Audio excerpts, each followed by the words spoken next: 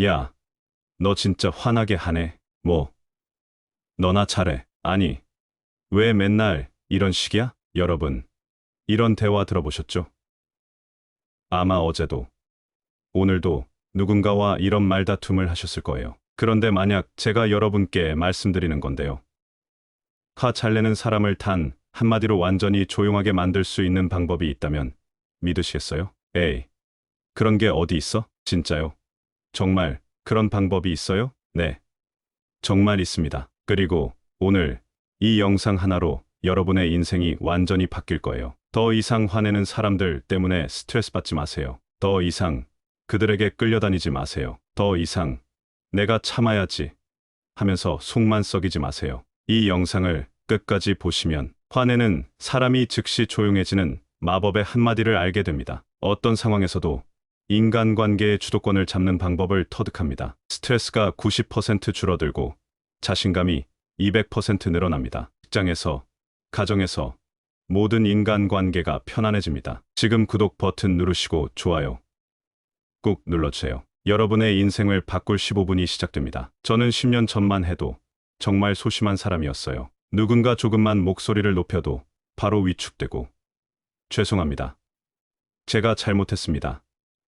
이렇게 말하는 게 일상이었죠. 특히 직장에서 상사가 화를 내면 하루 종일 기분이 엉망이 되곤 했어요. 그런데 어느 날 정말 우연한 기회에 한 심리학자 선생님께 들은 한마디가 제 인생을 완전히 바꿔놓았습니다. 그 한마디를 사용한 순간 그렇게 무서워했던 상사가 갑자기 조용해지더라고요. 마치 마법처럼 말이에요. 그때부터 저는 이 방법을 체계적으로 연구하기 시작했어요. 심리학 서적도 수십 권 읽어보고 실제로 다양한 상황에서 실험해보고 주변 사람들에게도 알려줘서 효과를 검증해봤죠. 결과는 놀라웠습니다. 이 방법을 아는 사람과 모르는 사람의 인생은 정말 천지 차이더라고요. 혹시 여러분 주변의 작은 일에도 금세 화를 내는 사람이 있나요? 그 사람이 여러분의 친구일 수도 있고 직장 동료일 수도 있고 혹은 가족일 수도 있을 거예요. 아무리 사소한 일이라도 말이죠. 그냥 지나칠 수 있는 상황에서 갑자기 화를 내고 주변 사람들을 불편하게 만드는 사람. 우리는 이런 상황을 정말 자주 겪고 있잖아요. 저만 해도 예전에는 이런 사람들 때문에 정말 힘들었어요. 왜 저 사람은 저렇게 작은 일에도 화를 낼까? 얘가 뭘 잘못했나? 이런 생각들로 머릿속이 복잡해지곤 했죠. 사실 우리 대부분은 이런 화내는 사람에게 어떻게 대처해야 할지 몰라서 당황하게 돼요. 그들의 화에 휩쓸리거나 혹은 그들을 진정시키기 위해 지나치게 양보하게 되죠. 여러분도 이런 경험 있으시죠? 상대방이 화를 낼 때 내가 뭘 잘못했나? 하며 자책하거나 그냥 참자. 더 큰 싸움이 될까봐 하며 속으로만 사귀거나 아니면 똑같이 맞받아쳐서 상황을 더 악화시켜나 말이에요. 그런데 제가 오늘 알려드릴 방법을 사용하면 그 어떤 화를 잘 내는 사람이라도 순식간에 조용해질 거예요. 정말이에요. 저도 처음엔 믿기 어려웠지만 실제로 써보니까 정말 효과가 놀라웠거든요. 그럼 이제 화를 잘 내는 사람들이 왜 그런 행동을 하는지부터 알아볼게요. 적을 알고 나를 알면 백전백승이라고 하잖아요. 그들의 심리를 이해하는 것이 첫 번째 단계예요. 첫 번째로 작은 일에도 과하게 반응하는 사람들이 있어요. 여러분도 이런 사람 한 번쯤 겪어보셨을 거예요. 제 친구 민수가 딱 그런 사람이었어요. 함께 식당에 갔는데 웨이터가 물을 늦게 가져다 주자 갑자기 얼굴이 붉어지면서 도대체 서비스가 뭐 이래요? 하고 화를 내더라고요. 저는 그때 정말 당황했어요. 이게 그렇게 화낼 일인가 싶어서요. 이런 사람들은 사실 사소한 일이지만 마치 자기 존재를 위협하는 큰 공격처럼 받아들여요. 그러니까 말 그대로 작은 불씨에 온 집이 다 타버린 격이죠. 자존심이 조금이라도 상처받는 순간 그들은 공격적으로 반응하면서 자신을 지키려고 해요. 그들의 화는 일종의 방어, 기제라고 볼 수 있어요. 하지만 그 방어가 너무 과격해서 주변 사람들까지 지치게 만들죠. 두 번째는 비난의 화살을 돌리는 습관이에요. 이런 사람들과 있을 때는 여러분이 뭔가 잘못하지 않았는데도 마치 여러분 탓인 것처럼 느껴지는 경우가 있어요. 제가 예전에 직장 동료 수진이랑 프로젝트를 진행할 때였어요. 수진이가 자료를 잘못 준비해서 회의가 늦어졌는데 갑자기 저에게 내가 미리 체크해줬어야지 하면서 화를 내더라고요. 저는 그때 정말 황당했어요. 이런 경우 그 사람은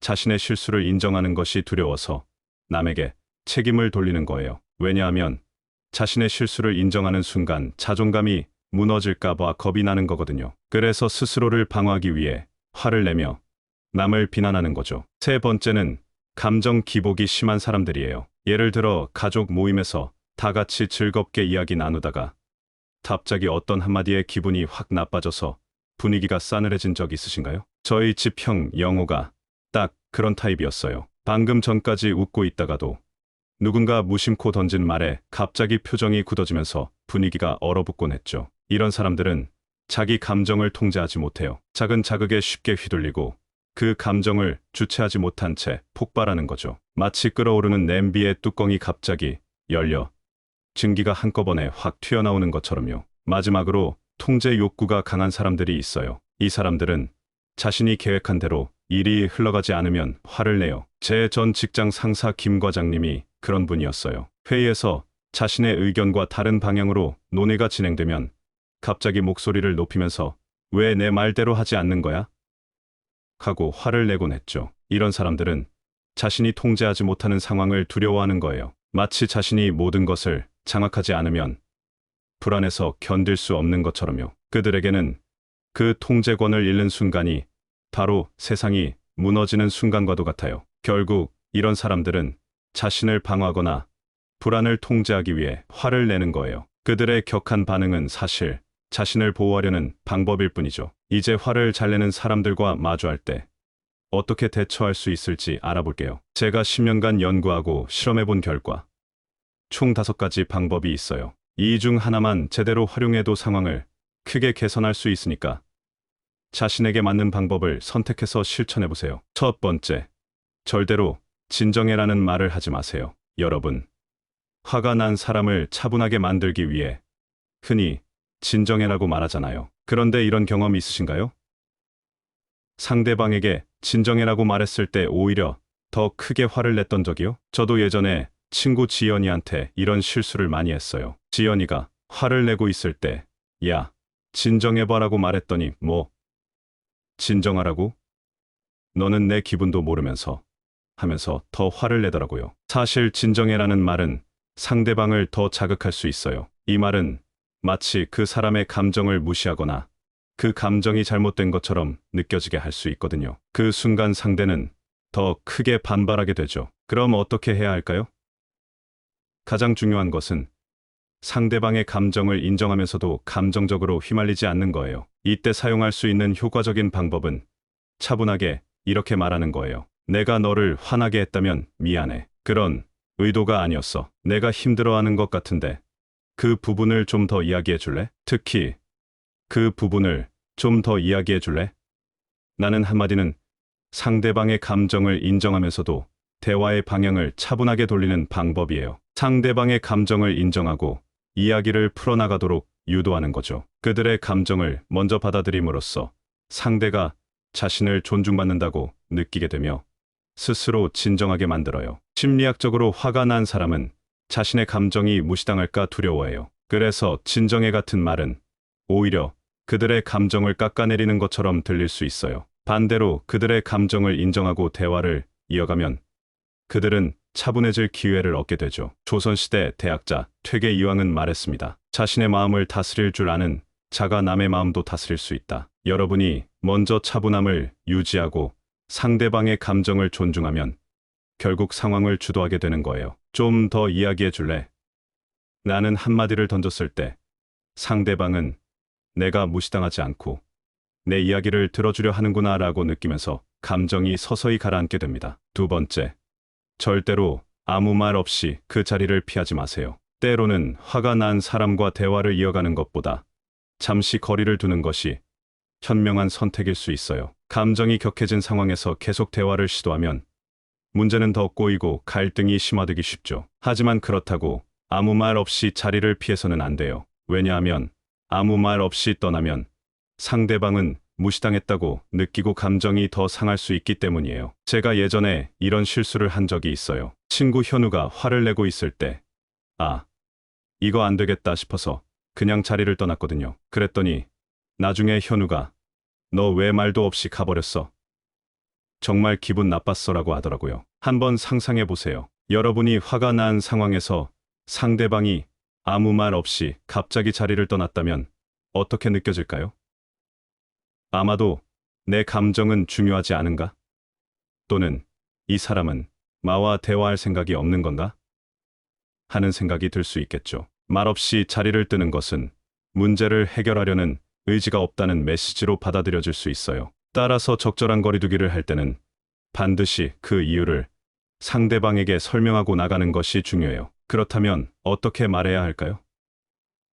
지금은 우리 모두 화가 난 것 같아. 잠시 각자 생각을 정리하고 나중에 차분하게 다시 만나서 이야기해보자. 이 한마디로 상대방에게 감정을 진정시킬 시간을 주는 동시에 대화를 피하지 않겠다는 의지를 표현하게 되는 거예요. 심리학적으로 화가 난 사람은 자신이 통제할 수 없는 상황에서 더 큰 감정 폭발을 일으키기 때문이에요. 그래서 대화를 회피하는 것처럼 보이지 않도록 감정을 인정하고 시간을 갖자는 의도를 명확하게 전하는 것이 중요해요. 세 번째, 감정을 환기시키세요. 이건 제가 정말 자주 사용하는 방법이에요. 효과가 정말 놀라거든요. 어느 날 제가 다니던 회사에서 일이 있었어요. 평소엔 차분하던 이 팀장님이 회의 중 갑자기 폭발하듯 화를 내기 시작했어요. 왜 이런 식으로 일을 처리하는 거야?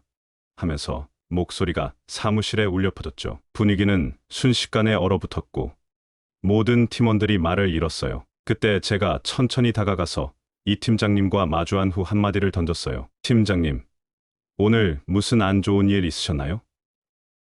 기분이 많이 안 좋아 보이십니다. 이 말이 나오자 이 팀장님은 한동안 말을 잇지 못했어요. 여전히 분노가 서려 있었지만 그 한마디가 서서히 마음을 풀기 시작했죠. 이 팀장님은 한숨을 길게 내쉬며 잠시 뒤에 저와 따로 대화를 나누고 싶다고 말했어요. 이후 개인적으로 나눈 대화에서 이 팀장님은 업무 스트레스뿐만 아니라 오랜 가정 문제와 개인적인 갈등이 겹쳐져 그날 폭발한 것이라고 털어놓으셨어요. 팀원에게 화를 낸 건 그 모든 고통이 쌓여온 결과였던 거죠. 오늘 무슨 안 좋은 일이 있으셨어요?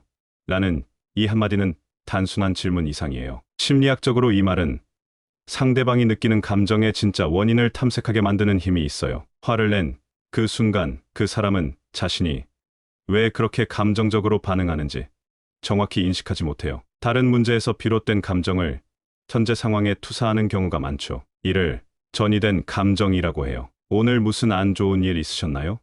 라는 질문은 그들이 현재 화를 내는 이유가 이 상황 때문이 아닐 수도 있다는 생각을 하게 만들어요. 순간적으로 본인의 감정을 다시 들여다보게 하는 거죠. 그 순간 상대방은 스스로 내가 지금 다른 일 때문에 화가 난 걸까? 라고 생각하게 되고 그들이 느끼던 감정의 불길이 잠잠해져요. 감정을 자각하는 순간 그 감정은 더 이상 통제할 수 없는 것이 아니에요. 오히려 그 힘을 잃게 되는 거죠. 조선시대 율곡 이인은 말했습니다. 감정이 일어나거든 그것을 따르지 말고 때다름으로 그것을 다스리라. 그들의 감정을 바로잡으려 하지 말고 스스로 깨닫도록 도와주는 것이야말로 감정을 잠재우는 핵심이에요. 네 번째, 경계를 분명하게 설정하세요. 상대방이 화를 낼 때 그들의 감정을 인정해주는 것은 중요해요. 하지만 무조건 공감만 하다 보면 나 자신의 감정이 무시될 수 있죠. 따라서 상대방의 감정을 존중하면서도 내 감정을 보호하는 것이 중요해요. 제가 예전에 친구 소영이와 갈등이 있었을 때예요. 소영이가 자꾸 저에게 화를 내면서 심한 말을 하더라고요. 처음엔 소영이가 화가 났으니까 이해해야지 하면서 참았는데 나중엔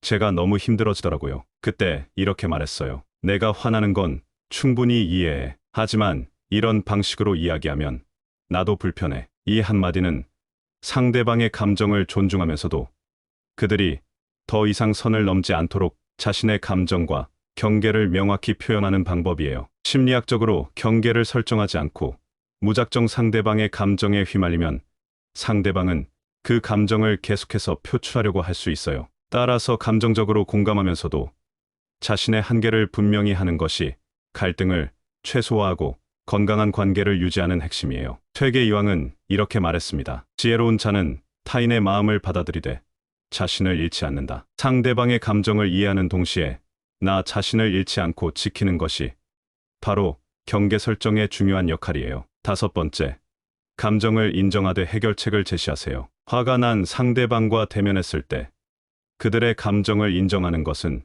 문제를 해결하는 데 있어 필수적인 첫 단계예요. 하지만 단순히 감정을 인정하는 것만으로는 상황이 해결되지 않죠. 제가 예전에 프로젝트를 진행할 때였어요. 마감일이 지연되어 동료 태민이가 화를 낸 상황이었는데 처음엔 태민아, 내가 화나는 건 이해해라고만 말했어요. 태민이는 자신의 감정이 인정받았다고 느꼈지만 문제의 본질은 해결되지 못했죠. 그래서 이렇게 말을 바꿨어요. 태민아, 내가 걱정하는 부분을 이해해. 이 문제를 해결하기 위해 어떤 구체적인 조치를 취할 수 있을지 함께 생각해보자. 이 방식은 심리학적으로 2가지 효과를 가지고 있어요. 첫째, 상대방의 감정을 존중하면서 그들의 불만을 실질적으로 해결할 수 있는 기회를 제공해요. 둘째, 문제 해결에 대한 공동의 책임감을 느끼게 해주어 갈등을 줄이는데 도움이 돼요. 율곡 이인은 말했습니다. 진정한 지혜는 문제를 이해하고 그 문제를 해결하기 위해 노력하는 것이다. 결국 감정을 인정하면서 해결책을 함께 모색하면 갈등을 줄이고 관계를 더욱 건강하게 유지할 수 있어요. 상대방은 자신의 감정이 존중받는다고 느끼면서 문제 해결 의지도 커져요. 이 방식은 신뢰를 깊게 하고 더 나은 관계를 만들어줘요. 그런데 여러분, 지금까지 말씀드린 5가지 방법 중에서도 가장 강력한 한마디가 있어요. 이건 제가 10년간 연구한 결과 찾아낸 정말 특별한 방법이에요. 그 한마디는 바로 그 부분을 좀 더 이야기해 줄래? 예요. 이 한마디가 왜 그렇게 강력한지 설명해 드릴게요. 화가 난 사람은 기본적으로 2가지를 원해요. 첫째는 자신의 감정이 인정받는 것이고, 둘째는 자신의 이야기가 들려지는 것이에요. 대부분의 사람들은 화내는 사람을 만나면 진정해. 그럴 것까지는 없잖아. 너무 예민한 거 아니야? 이런 말을 하잖아요. 이런 말들은 모두 그들의 감정을 부정하는 메시지예요. 하지만 그 부분을 좀 더 이야기해 줄래? 는 완전히 다른 메시지를 전달해요. 이 말은 당신의 감정이 중요하고 당신의 이야기를 듣고 싶다는 뜻이거든요. 실제로 제가 이 방법을 사용해 본 결과 90% 이상의 상황에서 상대방이 즉시 차분해지더라고요. 왜냐하면 그들이 정말로 원했던 건 바로 이것이었기 때문이에요. 누군가 자신의 마음을 진심으로 들어주는 것 말이에요. 여러분, 기억하세요. 화내는 사람들은 대부분 자신의 감정을 누군가에게 표현하고 싶어 해요. 그런데 주변에서 계속 진정해. 그런 거 가지고 뭘? 이런 식으로 반응하니까 더 화가 나는 거예요. 그런 상황에서 누군가 진심으로 그 부분을 좀 더 이야기해 줄래? 라고 말해준다면 그들은 마치 사막에서 오아시스를 만난 것처럼 느껴질 거예요. 저는 이 방법을 사용한 이후로 인간관계가 정말 많이 편해졌어요. 직장에서도, 가정에서도, 친구들과의 관계에서도 말이에요. 더 이상 화내는 사람들 때문에 스트레스 받지 않아요. 오히려 그들을 이해하고 도와줄 수 있게 되었죠. 여러분도 오늘부터 이 방법을 사용해 보세요. 처음엔 어색할 수도 있지만 몇 번 써보시면 정말 놀라운 효과를 경험하실 거예요. 더 이상 화내는 사람들에게 끌려다니지 마세요. 더 이상 그들 때문에 하루 종일 기분이 상하지 마세요. 여러분이 인간관계의 주도권을 잡으세요. 오늘 영상이 여러분의 인생에 작은 변화라도 가져다 준다면 정말 기쁠 것 같아요. 댓글로 여러분의 경험도 공유해 주시고 이 방법을 실제로 사용해 보신 후기도 들려주세요. 이 영상이 도움이 되셨다면 구독 버튼과 좋아요 버튼 꾹 눌러주세요. 여러분의 작은 관심이 저에게 큰 힘이 됩니다. 감사합니다.